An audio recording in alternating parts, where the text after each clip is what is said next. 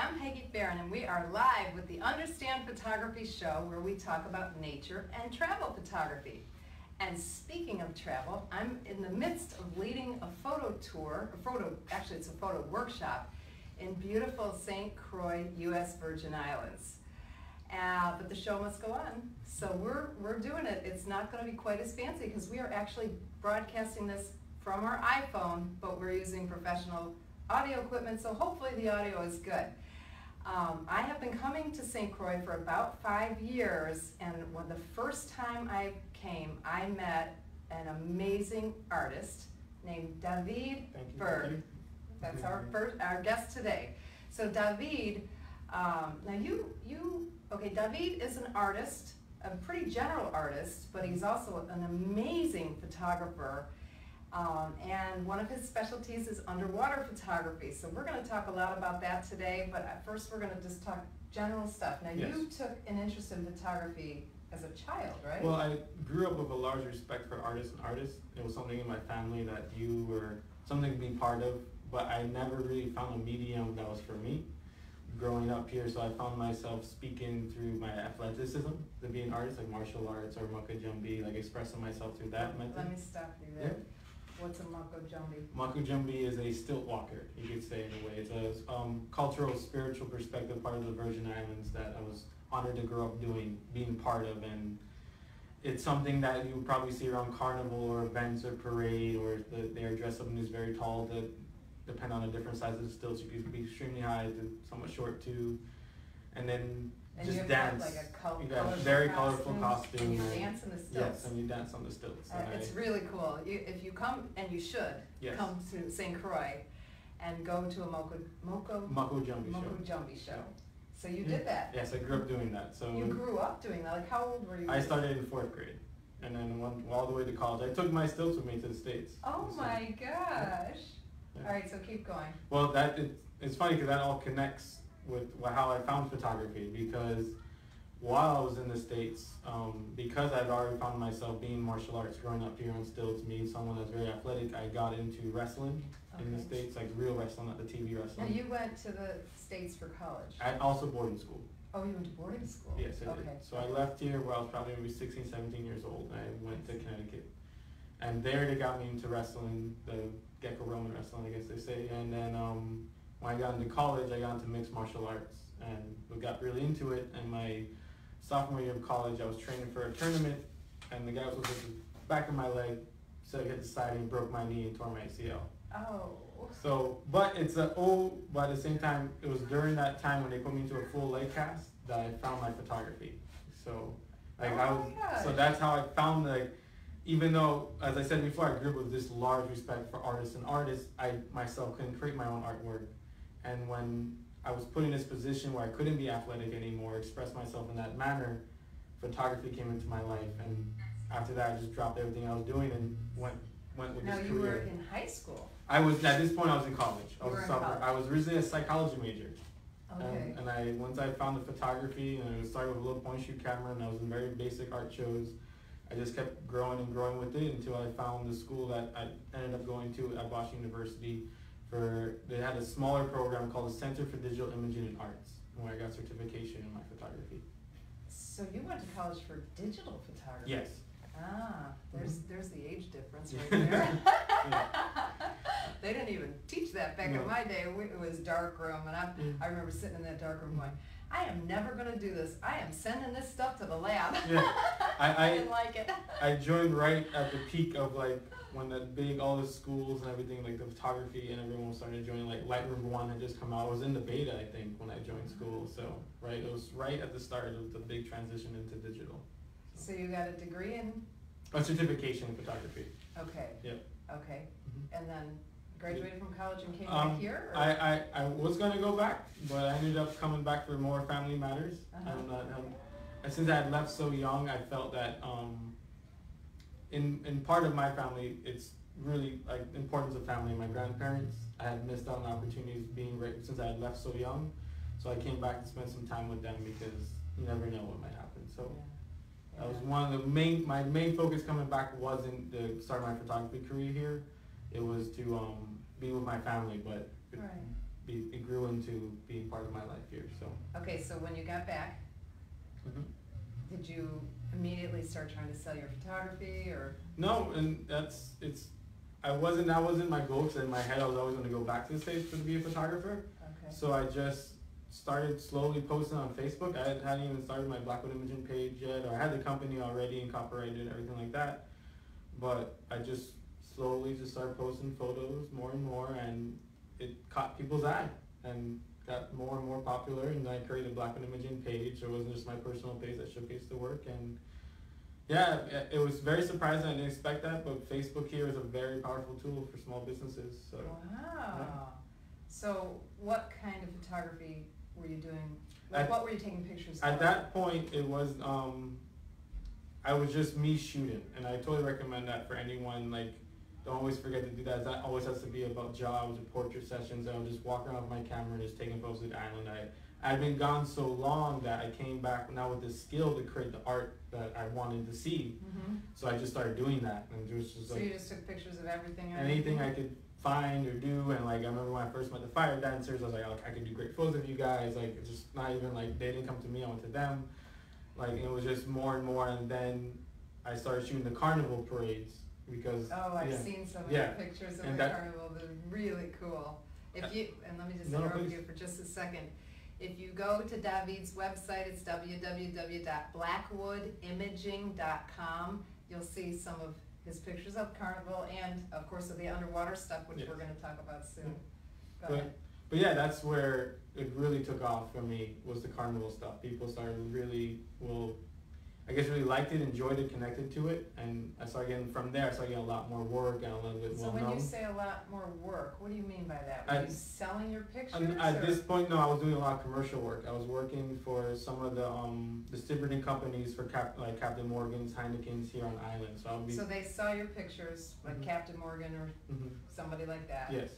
Not Captain Morgan, because I don't think he's a real person.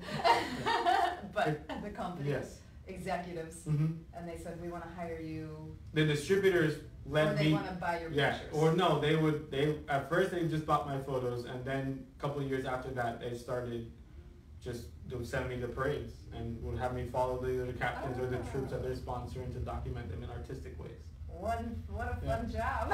I had no complaints. And then I started working for national parks for a while, doing photos for them, and it was not simple stuff. It was, and I feel very blessed in terms of my career that I've been opportunities to wanted me to create artwork. It wasn't just to go shoot commercial work or to go shoot people on the beach. Create artwork to showcase for them. That's awesome. Yeah, I'm very honored with those positions. Now, when I first came here, you had a studio here in Christiansted, didn't you? No, a gallery, or? We did one of the photo walks from my office in Frederiksted. I've been showcasing many of the galleries. Oh, maybe that's you probably had work in somebody's gallery. Yes, exactly. So now you do that to sell your artwork. You have it in different galleries. You have exhibitions in coffee shops and restaurants. I have 2 up right now. Okay. So, and I have another one in the whole show in the car, just printed. And you also have been heavily involved in the art scene in general here in St. I try to be, right? yes. So because I remember one time we were here, you had it was in an art center, I think, in Frederiksted, and you had like the whole floor of your photographs. Yeah, and I've worked at the different museums and galleries on island that showcase my work, and also help other photographers showcase their work. Like if they don't not too sure about how to print or what the setup is to go get their photos framed, things like that. So I'm trying to remember the exact ones because I've done so many, but I've helped out with many group shows and try to help other artists, and then myself showcase. Right now I have a show at the Caribbean Museum in Frederiksted. That's the gallery that you might be thinking of downstairs, or I was part of a group show there. That's what I think it was. It was the Caribbean show. I think so. Yeah. So let me ask you this. So if you were giving advice to a new photographer who had, they're really confident, they have a lot of good images, but they don't know what to do, is getting involved in the art museums and associations, do you think that's the right move? Or I would first start by, because you yourself, and this is something that everyone, in any artist career, painting, or whatever medium you choose to do, you have to get ready to get criticism if you're going to go into the art world. Oh, so yeah. that's always my first advice, because everyone says, oh, my work is the best, it's great, I can't wait to showcase it, and then they go to a gallery, and that particular gallery might not be what they're not looking for what you have, and then you get turned off and you don't go to another gallery, things like that. So my first advice is to get prepared to learn more about your work from other people in terms of criticism. And how would you suggest doing that? Create a portfolio. So definitely start off by you just don't want to show up to a gallery with just like a bunch of random prints, and you want to be able to show your work in a professional manner. So start showcasing that through looking up through printing and ways to get your portfolios, and pick strong photos, and then have reviews, have other people look at your work and break it down with you. So. Okay. Now, we Understand Photography has a Facebook group page, okay? So it's facebook.com/groups/Understand Photography. If you just want regular criticism or critiques of your work, you can post on our site, and you know, we've got quite a few very advanced photographers. Some of us are judges. Joe Fitzpatrick is one of the main judges for the PSA, which is the Photographic Society of America. He's the one who travels around and helps teach everybody. So you can get a lot of good critiquing on our Facebook group, but also if you're a photographer and you have all this work but you don't know about how to frame it, where would you go for that kind of information? Would you go to a local art center, do you think?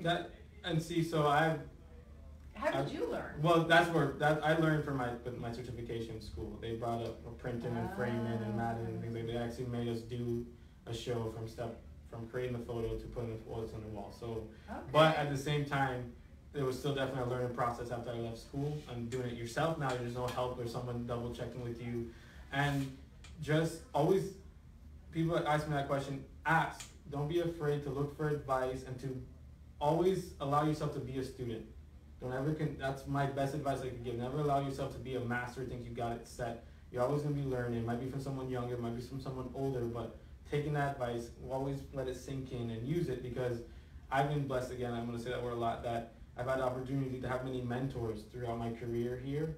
I've taken me under their wing to show me how to get good framing done on a non-expensive price, or do it on an expensive manner.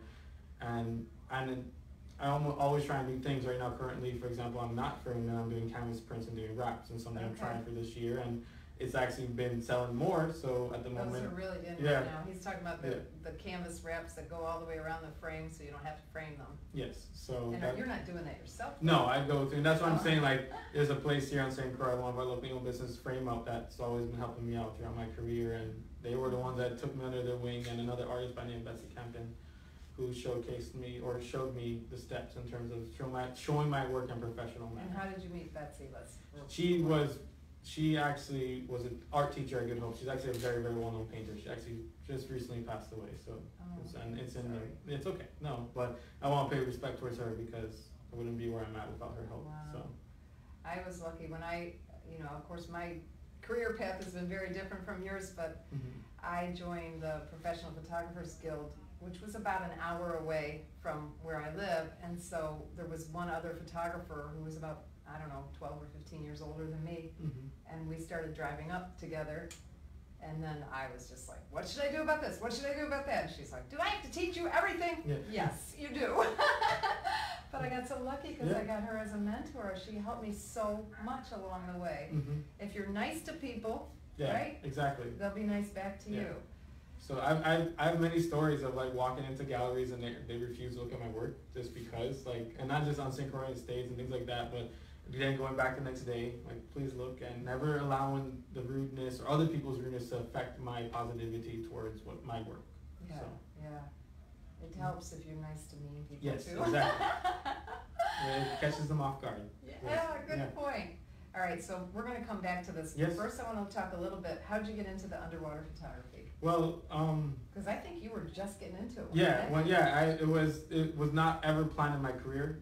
That it wasn't like when I was at school. It's like, oh, I'm gonna do underwater at some point. Like it didn't come up or anything. I started following this photographer on Facebook. A couple of underwater photographers, but the main one was Sarah Lee, and Sarah Lee, isn't Sarah Lee a brand name for like? I think so. Well, no, she's underwater photography out of Hawaii. So I remember her name anyway. But I started seeing her work, and then actually at one of the art shows we were talking about for national parks, a gentleman came up to me and was like, "You should try underwater." And I was like, "Yeah, I would love to." And he actually had a very expensive housing. He had a Canon, I'm trying to remember the brand. And he said like him and his girlfriend would go to the beach and he would just let me try it. So, and you met him at one of your art shows? Yeah, he just came up to me, and that's so. Was he on vacation? No, he lives on and off the island, so he's like a seasonal person. But yeah, it was not anything. And at first he thought I was going to go shoot like fishes and stuff. I went and called like people, like models, like friends, like, "Would you want to try this? I have no idea what I'm doing, but would you come out with me on the beach and we're gonna try out this camera?" And I did it with a model, and none of us knew what we were doing. We just went on there and tried it out. And now, do you wear scuba gear? I do not. So you just hold your breath? Yeah, complete free diving. So. Now, is the water real deep? No. Where you go? No. It's really. It looks deep in your pictures. Yeah, and it's all about angle tricks and things like that. But it's not shallow. Like you're not standing, but it's right off the beach. I don't go really deep or anything like that. So you got that beautiful, beautiful clear water here. That definitely helps. So. Now, what about, so what's the best time of day? Depends on what you're looking for, and I'm not going to speak in terms of rules of photography or underwater photography, because this is just from my style that I've created myself. Mm-hmm. So if you're someone that's into what you see and what I've created, this will be advice towards what you want to do. Okay. If you want to shoot during the day, like, and just have crystal clear, no sunlight coming through or beams, like, because people love like the beams coming through the water. Those beams that you do. Yeah. So that would not be during the morning. That would, if you want just regular clear photos and model reflections, that would be during the morning time, like maybe 9 to 11.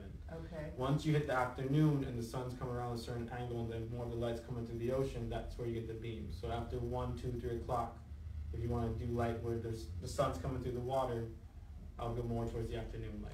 And what do you do? Do you do something special to get the light beams through the water? I've never seen that. Just practice. It's just there. I mean, I've done a lot of underwater photography in my pool, though. Mm-hmm. I've never done it in the ocean or whatever, but I've never had beams of light coming through. It's beautiful. It's so cool. In fact, I don't know, in my newsletter this month, I put one of your pictures with the beams. And I'm trying to think of like what the proper term, but we'll call it beams for today. It just took a lot of practice to find like that style. So you have to, it's pretty much a lens flare maybe. No, you can see the beams.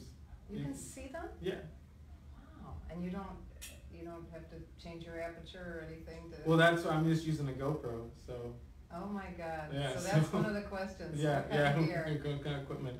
And I know, like, because if people are going to go to my website, they're not going to believe me or this and that, but I'm just using a regular GoPro. Right now, there's some that was the Hero 3.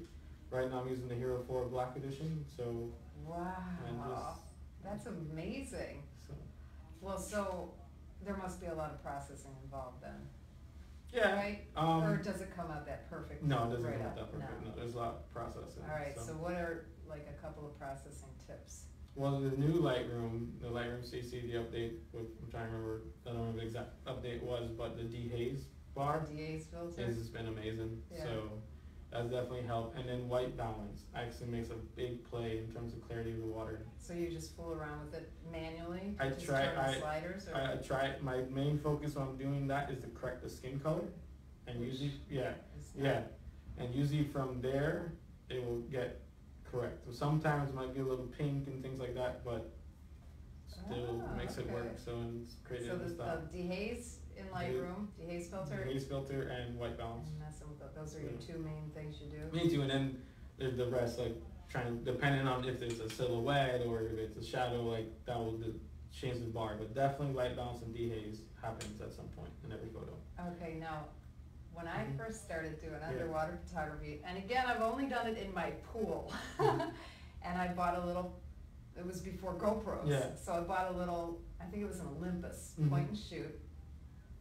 Actually my very first ones were disposable film camera from like Walmart or something.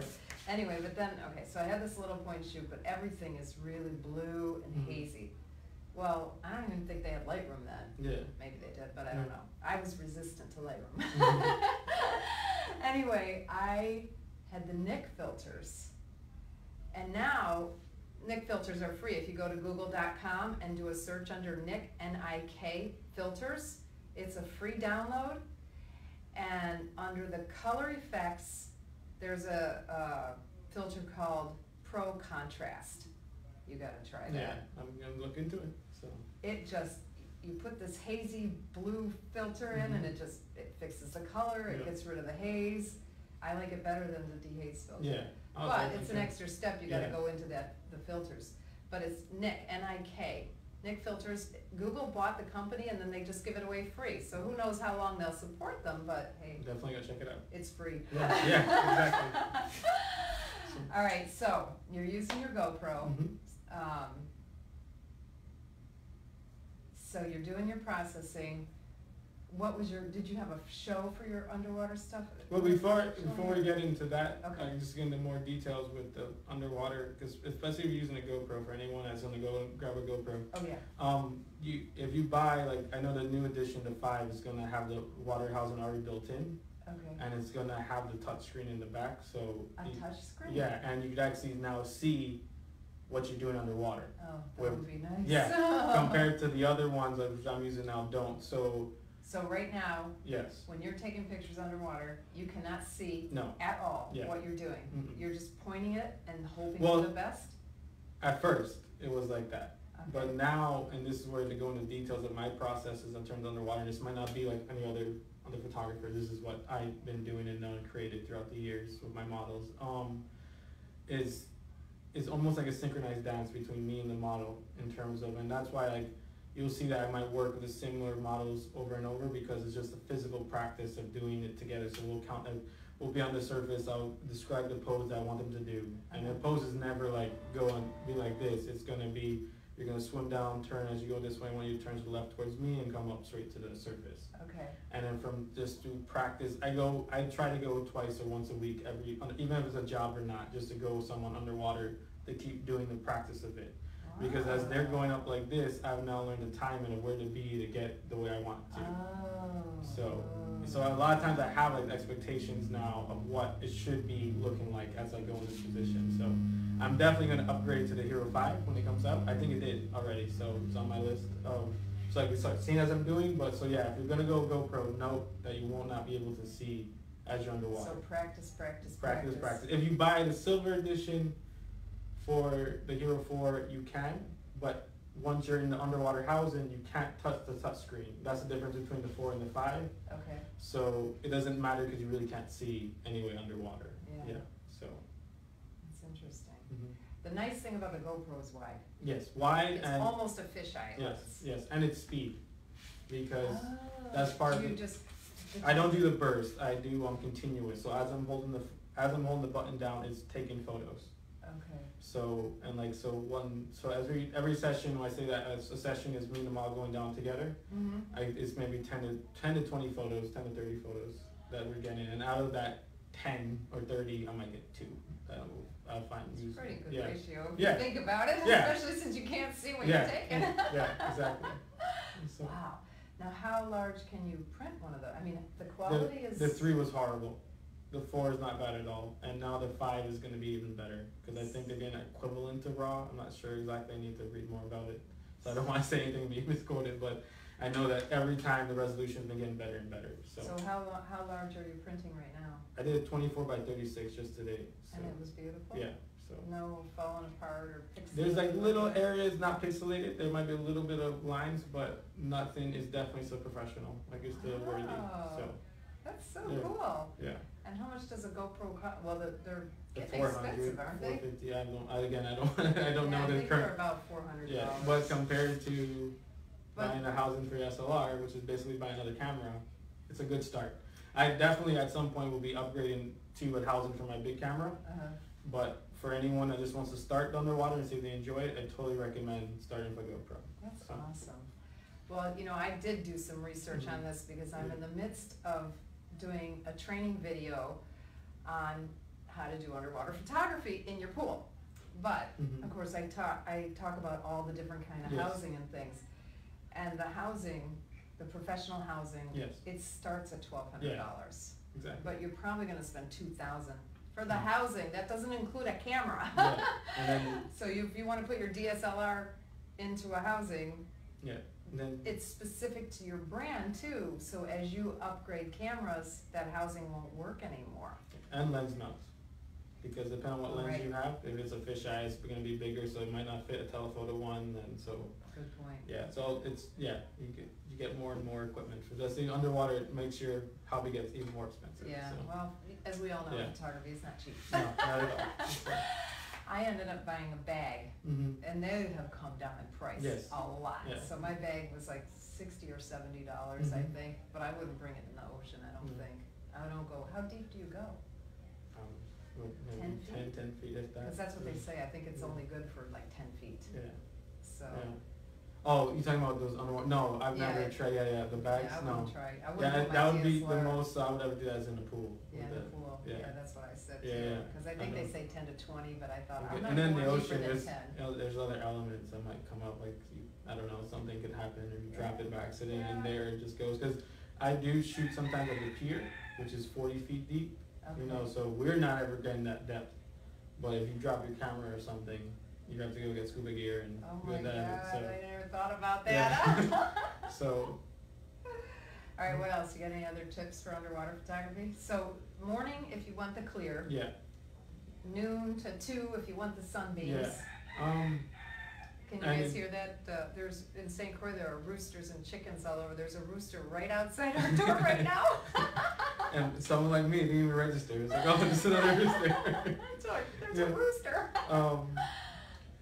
Well, like I always say this for everyone, like for all my tips, I always say that because as someone that teaches also here photography, like on the side, always allow yourself to be a student. So you're always like, I'm always learning with the underwater. I'm never like, oh, I know what I'm doing or stuff like that. And no, I'm learning, and models teach me, other photographers teach me people's advice or. Models come up with Yeah. a lot of good poses Yes, on they their do, own. and I should say that, especially my type of style photography underwater, like it's 50-50. Like I help them pose and create, but if they're not able to do, like if it's not for them, those images don't exist. You know, like they're able to do these moves underwater for me. Like I direct them and I pose myself, the lighting, things like that. But a lot of credit goes towards them in terms of this because it's not easy. Like.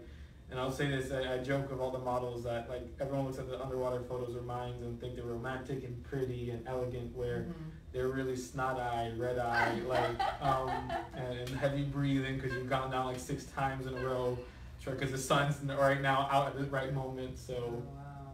So, yeah, it's definitely a process to work together with them. And that's so cool though. All right, so let's go back to a little few businessy things. Yes. Okay, so did you have a show for your? How did you do the same thing when you just started posting on Facebook? Yeah. Well, do you use Instagram now? Yes, I do. So Okay. Instagram Is is another. Instagram? Do you feel like that's a stronger social media? And then just from my point of view, there's perspective. It was for a while. I felt that it was like getting really popular like Facebook, but Facebook still seems to be the main thing, like or Facebook. the main place that people look for photos or have a larger audience, because not everyone is on Instagram. So Yeah. compared to now, it seems like everyone's on Facebook. It does. It does. Facebook and Amazon are Yeah. taking over the world. Yes. I Between the two Yeah. of them. And here we are on Facebook Live. Exactly. Right? So Okay, so, Mhm. all right, so you post your pictures on social media. Yes. Do you like kind of monitor, like this picture got a lot of, everybody was Definitely. commenting on, and I'm Yeah. gonna print that and put that in a show because of that kind of stuff? Sort of. It depends on the show. If I'm doing a more like a show that's like a commissioned art show, it's going to be more of what I feel represents what they're asking me to create. It's not more of what most of those photos might not even reach social media if it's something for an art show. If it's more of a commercial like viewing, or it's just straight, they're just trying to sell off the wall, I would go off more of what people have liked on Facebook or Instagram. So. Now, you also have a series of scenes from the Virgin Islands, Mhm. or just St. Croix. From Virgin Islands, like, 'cause I've tried, when I used to work for a lot, when I used to do the company with Captain Morgan Heineken, I used to be traveling a lot between the islands, so. And so you sell that work too, right? Yes, like, right, yeah, and I do identify it if they're not on St. Croix. Like I would say this was like a St. I'll put in the title Water Island Sunset or Wild Island Sunrise or St. John Viewing or something. But yeah, no, I sell. What sells better? In terms of? Just in general, do you sell, like, okay, well, where do you sell your work? Well, I sell it online. Sunsets always sell. So that's Sunset sell. Yeah, sunset sell. One thing that you learn about sunsets. Sunsets sell, but you'll never win a competition with a sunset. So that's why I always say that, like with a little like sunset sell. Because it's it's funny, like speaking about Instagram, like I could work on a photo for hours and create an image, professional Lightroom. It gets like 20 likes or something. I take a photo of my cell phone of a sunset on the beach, it's like 100+ likes or more. And I was like, oh, okay. But it sunsets and puppies and kittens and flowers. But in terms of my artistic pieces that are not commercial, that I don't always post on social media because I want to protect them,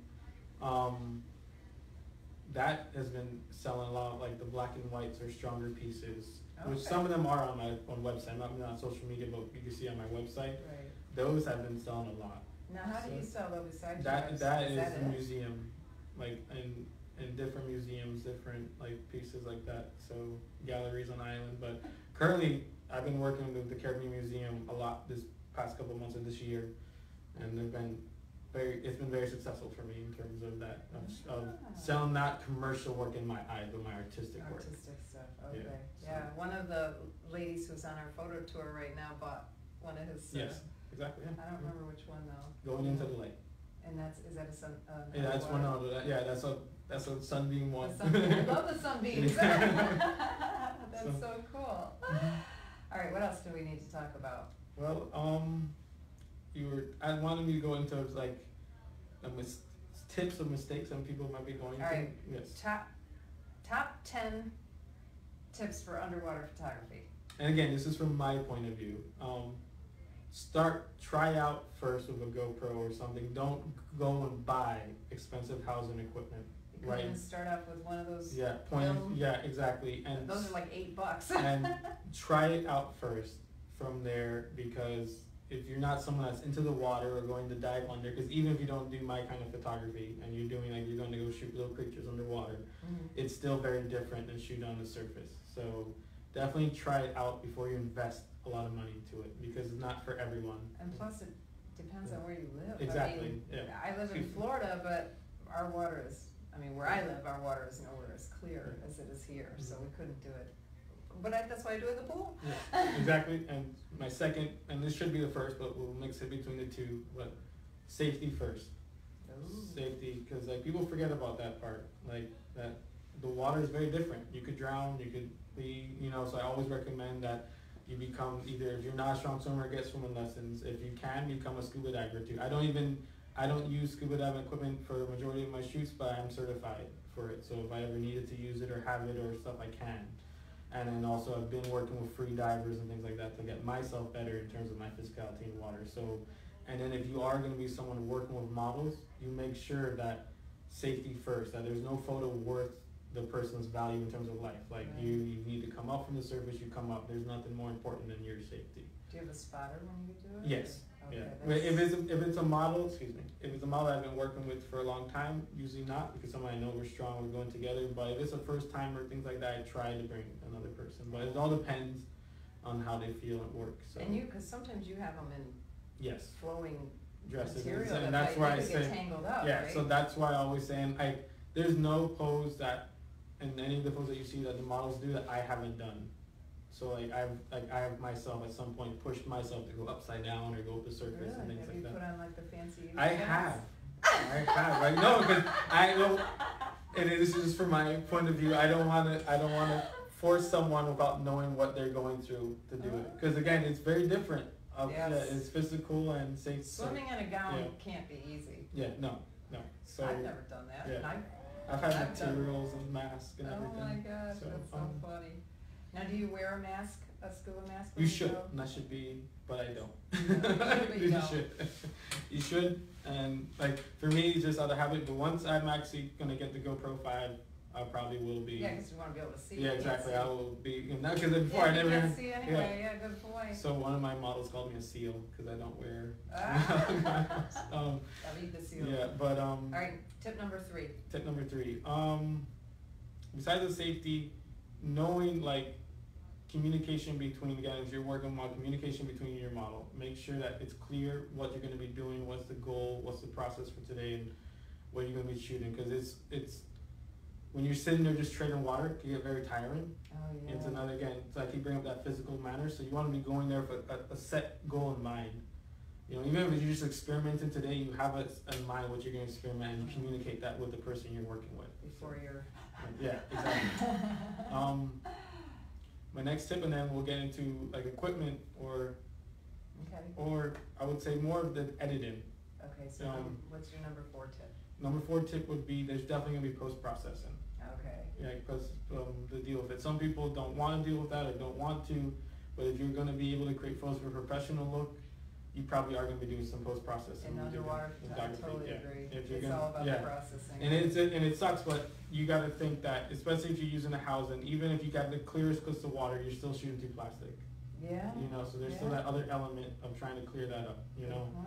And then also, if you depend on your depth, if you're not shooting people and you're going lower, like past 40 feet, and you start losing color, because the first color you lose after 40 is like red. Oh, really? That's where you see some people with GoPro housings with the red filter on. Oh. So they're going past 40 or 30. So if you're doing that kind of stuff, you're going to be having to correct that white balance in post-processing. So. All right, that was 4. Number 5. That was 5. I think we're going to do 5. Yeah, this will be number 5. Oh, okay. Practice. That's, I think, probably, and that's for any photography, but especially with underwater, it's because it's different. It's not going to be something you're used to, and if you like it, you're gonna love it, and you're gonna be addicted to it, and you're gonna do it, and you're gonna have no problem practicing, or you're not. So, yeah, if you don't like it, you're not gonna practice. Yeah. All right, 6. 6. I think we're gonna we can start talking about things like not to do. In terms of like that, I don't know if I have. All right, we'll do 5. Yeah, 5 tips. 5 mistakes or 5? Well, I would say 5 things to try to avoid. Okay. And then, all right. And that is, don't be frustrated.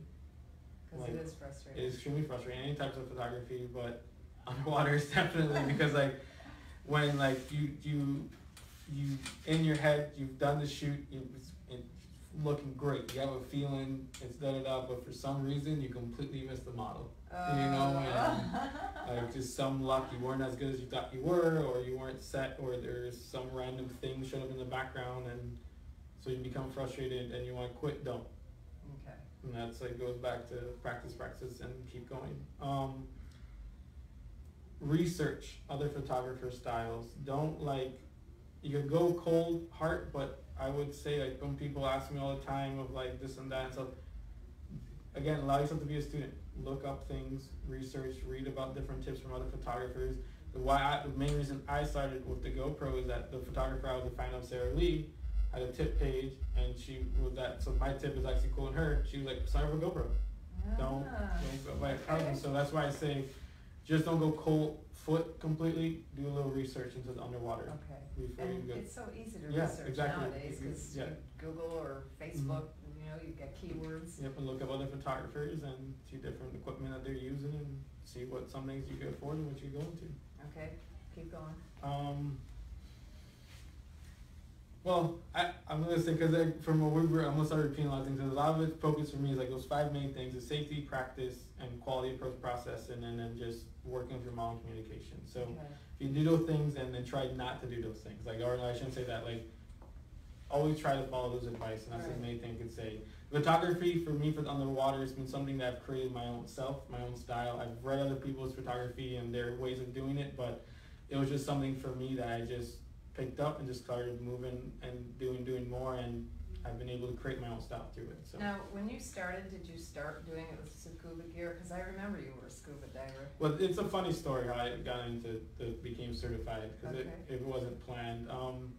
One of my friends was working for one of the hotels at the time, and I told her, this is when I was still doing commercial work, portrait sessions and stuff, and was actually doing stuff at that hotel, and I told them I'm doing underwater photography now, so if you ever need a client that wants to do something special, trust a dress or something.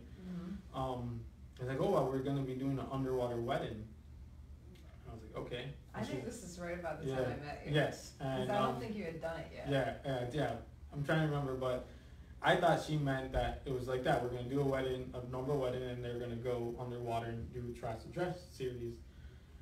And this was before I was a scuba diver or anything like that. They invited me to come and they took me to the dive shop at the hotel.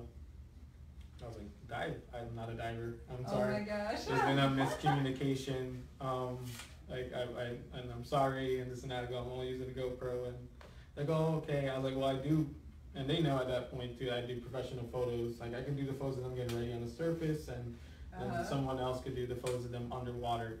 So this couple was a hardcore scuba diving couple, met I think on a trip with scuba diving, I don't remember, but they literally got married underwater using cue cards. Like that. So it was like like I do. Yes, exactly. And you can look at the video, underwater wedding GoPro, and it'll show up. There's a video on YouTube. So underwater wedding. I think it says like GoPro or something like that, because it was all filmed. That's I have photos that I did, but they someone filmed it with GoPro. They videotaped it. Yeah. So I did photos, but that's what led. A week before the wedding, they called me up and they go, the photographer canceled. You got some kind of family emergency. Oh no. You're gonna be the photographer. You're gonna be a diver. I was like, I don't dive. They're like, oh, you're gonna be a diver. And so. Oh my God. And within a week time, which is not too crazy. There's people I could do it like that. I became a certified diver. And that Friday, I was shooting the wedding underwater. Oh my gosh. Yeah. So. Now how deep were they? Do you know? This was 40. The ceremony was probably 30 to 40 feet, so it wasn't too bad. 30 to 40 feet? Yeah. But there's no light, is there? It looked pretty good. It was really pretty. They were behind this huge sea fan. At that point, I actually had 2 cameras and 1 for flash. I had the GoPro and then a housing that had a flash. I'm trying to remember. It was like a point and shoot. I think it was like sea life or something. But the GoPro actually took better photos. I had a red without filter. any extra light? No, but this is one little advice too. If you angle up a little bit towards the light come in instead of just going straight onto the subject, so you go under. So I'm like, they're right here. I'm leaning like this. I can get some of the light that's coming into the sun. So. Wow. Yeah. It's just a lot of. It just seems like it would be really dark. Was it in the middle of the day? No, yeah, it was in the morning. It wasn't that dark. It was pretty good. If you ever dive the pier on St. Croix, you'll see that there's still light coming through, and that's I think it was deeper than what we were after that. We ended up going deeper to do. It's actually just like a normal wedding. Right after you take the bride and groom, they go do the pretty photos of them before they start getting undressed. And we went a little deeper and did some more photos. Those I had to use a flash because at that point there was no GoPro. Now, how do you use a flash underwater with the GoPro? And again, I'm not an expert in this because it was just only this one time. It wasn't with the GoPro. It was with the Sea View camera. It was just literally built in with the camera.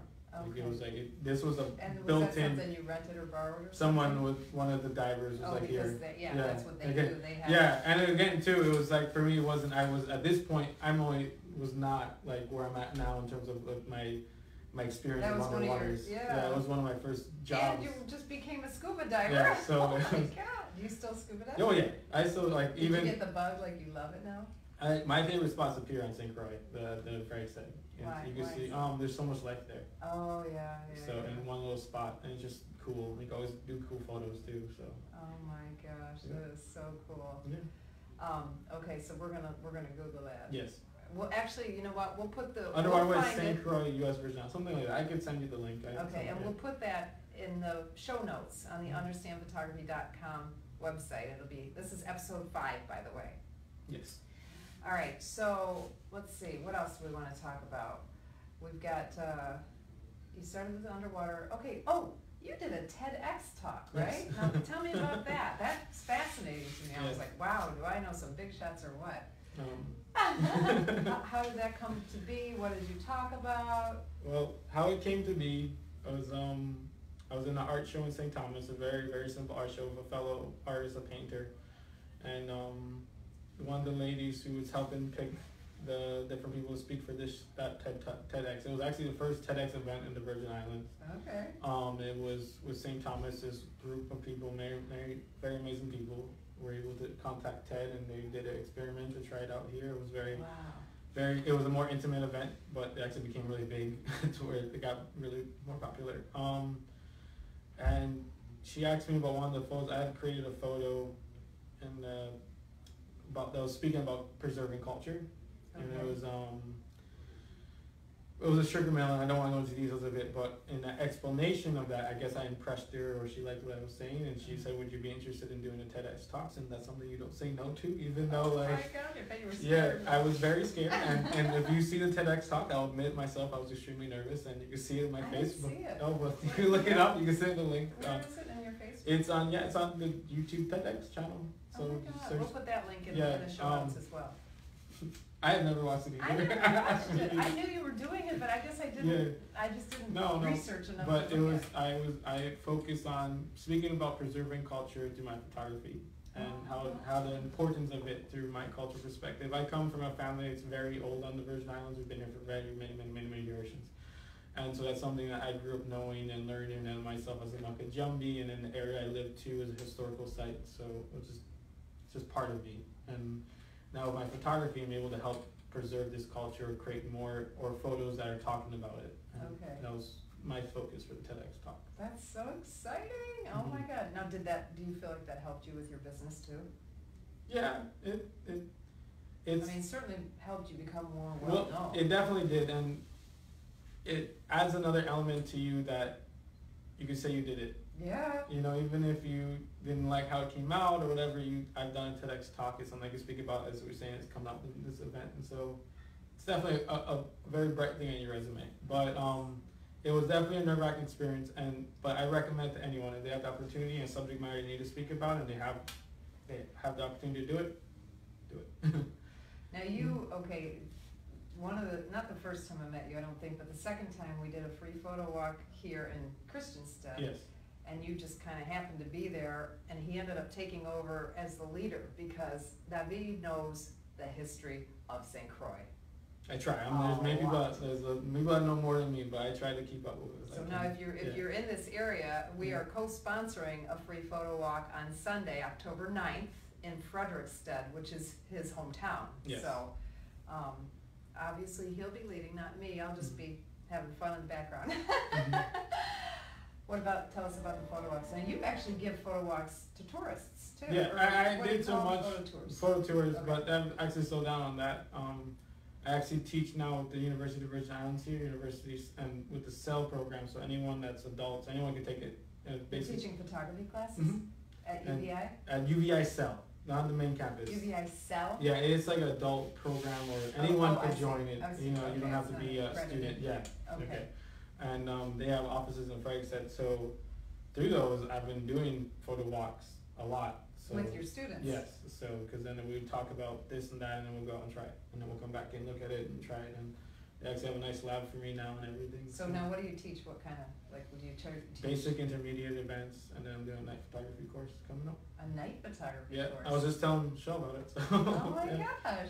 Yeah, so, well, we're hoping to do some night photography tonight. Yeah. Okay, so in your beginner class, what do you teach? I'm just seeing how different he is from me. Well, the normal basics, shutter speed, aperture, and then the basis of editing, like uploading I don't go too crazy, like how to get into Lightroom or just to get your photos. And even at that point, UVI wasn't sure they were going to invest in doing the Adobe package and things like that, but they ended up, once we started getting more courses and more money, people are really into photography. Yeah. So they ended up buying the Adobe packages. This area is full of artists and artistic people who are probably really attracted to it. And so just very, very basic. And once we get into the intermediate, we get more into using the basic tools to create more professional artistic photos. Okay. And then once we get into the advanced, we're definitely doing a lot of editing, a lot of post-process in Photoshop. And not just that, but like photo, it's what they made me do, photo from taking it to printing to framing it. So to do a gallery show or to get you a photo. That's just fabulous. Yeah, because that's something that you know, we don't have a lot of options in our area for that, and I imagine it's a similar other places. Yes. I took a 2-day workshop called Art Business Boot Camp from, oh my gosh, now I'm going to forget the name of their company and they're going to kill me. I can't remember it. It's gone out of my head. Anyway, I'll put the link in the show notes because they do have an online class and they teach you basically how to sell your art. It's a great, great program because that is something artists don't really usually like the business side. No. We just want to go create art. We don't want to have a website and you know, liability insurance and whatever else, you know. I don't, you know, for me, I don't want to frame pictures. That doesn't appeal to me at all. I want somebody to do that for me. It's, for me, because I have met many artists that do that or don't want to showcase their work, and for me it was like that. I didn't want it. For me, creating my photography for me is mainly for me. It's something that's like, it's images that I want to see, but at the same time you want to be able to live off this career, this hobby, so you start showcasing it. And if you're going to showcase your work, you want to try your best to showcase it right. Like, I don't have OCD, but there's a few things I have OCD about, like, and like the printers I work with here know, like if they printed this little error, I'll sit there and stare at it for like an hour and no, we gotta reprint it. Even though like, even if it's like a big print and like I already spent money for it. So I just feel that if you want to be an artist, you want to learn how to do it right. And if you're going to be able to showcase it, so I totally recommend it. And I myself, again, is always learning about it, trying new things. Like right now, I'm doing the canvas wrap. For a long time, I wanted to touch canvas. It's just glossy print, framed. That's it. But now, now I feel, for me, this is my own personal opinion, that the underwater looks great on the canvas. So underwater photos. It just, I think it adds a more richer feel to it, and I just. Have you ever tried the metallic prints? In the States I did. I'm going to try, I want to try metallic and I want to try glass. I'm going to see how my underwater works on glass. So.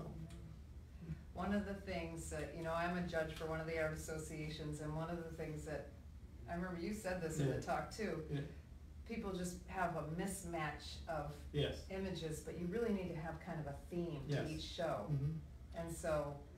It shows growth in your work in terms of like, for me, that if you just have a bunch of random photos, which for a while I had, I was just going to shoot this, this. Yeah, because we're all like, if you're an artist, you're kind of like that. But if you're able to look at your work overall and find a theme throughout a certain ones, and then through that are professional or in a manner that is good, or that it shows there's more quality to your art. It's not random.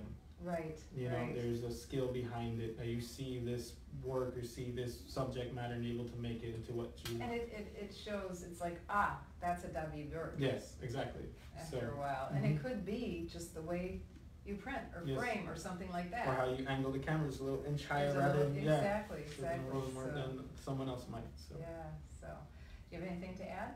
What's coming up for you? Well, right now it's funny. It's Sunday. Everything is happening. I have a sort of a new show. My Cultural Shock show at the Caribbean Museum was Cultural Shock. Cultural Shock has been moved downstairs, and it's the same show with a couple added new photos. And it's supposed to be right now celebrating Virgin Islands Puerto Rican Friendship Week right now in St. Croix. That's right.